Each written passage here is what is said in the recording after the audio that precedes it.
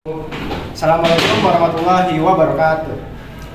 Nama saya Sakam Kizaidan. Di sini saya akan melakukan tugas wawancara dengan narasumber saya, Almira Ramadhani, dengan tema doom scrolling sebagai penghambat produktivitas remaja. Nah, pertanyaan pertama, di zaman sekarang ini kan media sosial udah jadi bagian dari kehidupan sehari-hari buat remaja kan? Menurut kamu gimana cara membedakan penggunaan media sosial yang masih sehat dengan yang mulai berlebihan hingga mengganggu aktivitas atau pikiran kita sendiri?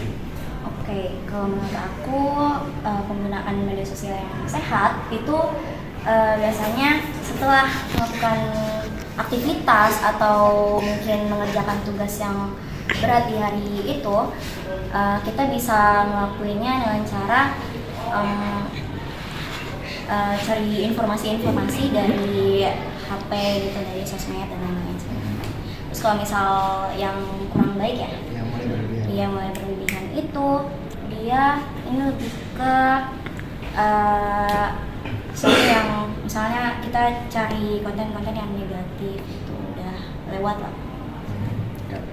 Nah, yang pertanyaan kedua, pernah nggak kamu atau orang di sekitarmu merasa cuma sebentar aja nih buka media sosial, tapi ternyata waktunya jadi keterusan sampai mengganggu waktu belajar, istirahat atau kegiatan lain dari kita? Menurut kamu, kenapa hal itu bisa terjadi?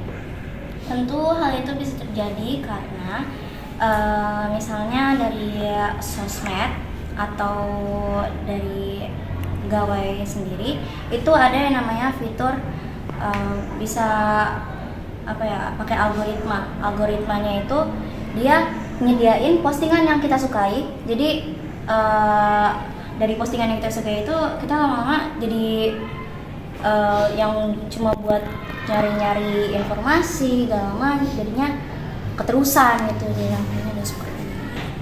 Ke pertanyaan yang ketiga, menurut kamu kegiatan atau kebiasaan apa yang bisa membantu remaja mengurangi kebiasaan doom scrolling agar waktu dan fokus mereka tidak terlalu habis di media sosial? Tentunya kalau misal kita mau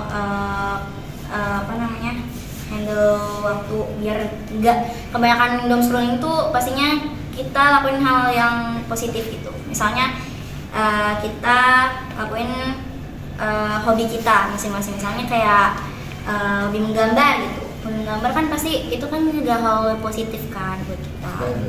Jadi kayak bisa nambah kreativitas kita, terus juga kayak jadinya nggak ngerasa bosan aja gitu, karena itu hobi kita sendiri. Oke. Pertanyaan yang keempat, menurut kamu siapa yang punya peran paling penting dalam membantu remaja menggunakan media sosial dengan lebih sehat? Diri sendiri, orang tua, teman atau guru? Kalau misalnya disuruh pilih diri sendiri, orang tua, teman atau guru, itu semuanya penting. Tapi yang paling penting itu adalah diri sendiri, karena kalau misalnya diri sendiri, kita pastinya bisa menghandle diri kita buat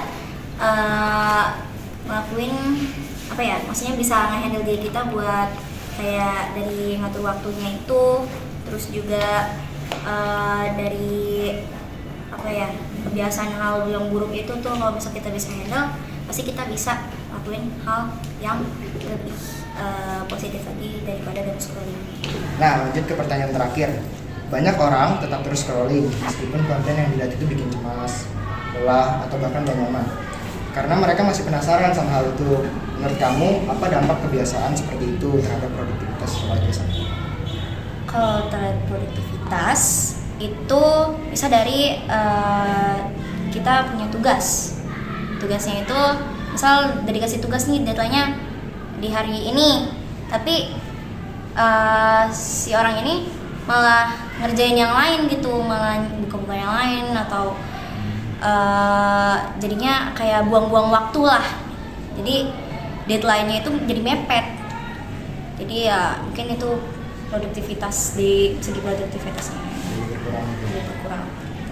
Oke, sekian wawancara dari saya terhadap Almira. Wabillahi taufiq wal hidayah. Wassalamualaikum warahmatullahi wabarakatuh.